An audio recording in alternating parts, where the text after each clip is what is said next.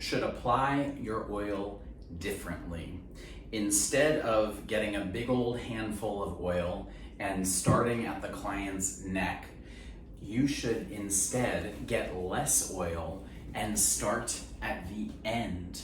Then you can apply the oil exactly where you want to apply pressure and then sink in, and your oil is already beautifully distributed.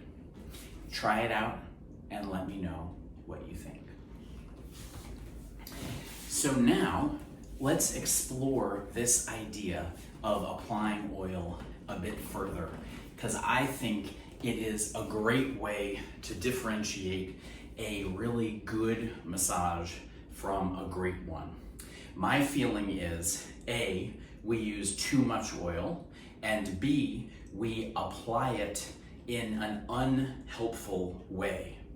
So I think typically when we are working on the back and we get our hands all lathered up with oil or whatever other lubricant we're using, we apply it starting at the base of the neck, and we immediately start our pressure in order to spread the oil while we do an effleurage stroke.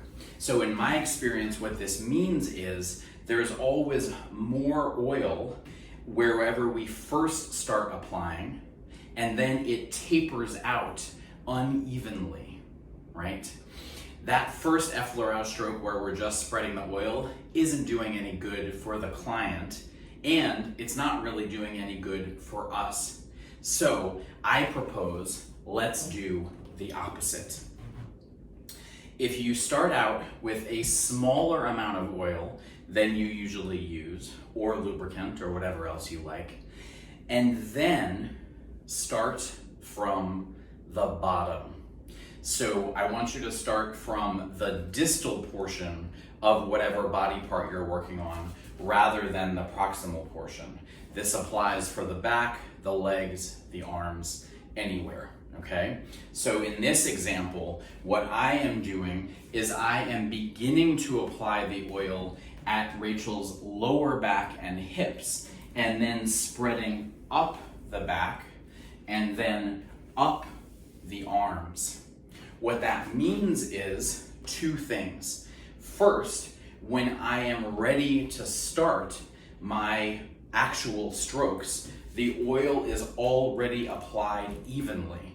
It doesn't taper off anywhere, right? So I have exact control over where I want the oil to be. And that means I can sink right in to my deeper strokes without either sliding too quickly in the spots where there's too much oil, or getting stuck in the spots where there's not enough oil.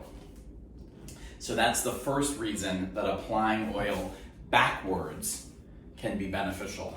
The second reason is that it allows you to differentiate the body parts that you want to work on.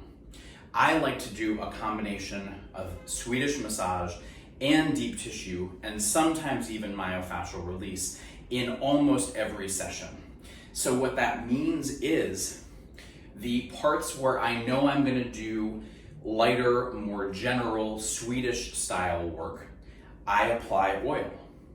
The parts where the client wants deeper, more specific work, I don't apply any oil.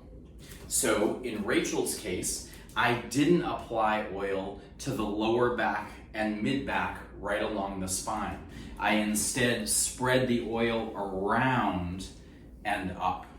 That means that I can do more general work on all of those spots that have the oil, and then because she needs more specific work in the lumbar and lower thoracic area, I can, because there isn't already oil on the skin, immediately start to sink more deeply into those spots.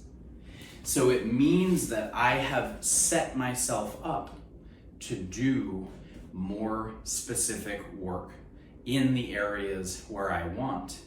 and to do more general work everywhere else. So it's good for the client and it's good for me. So try applying oil backwards and let me know what you think.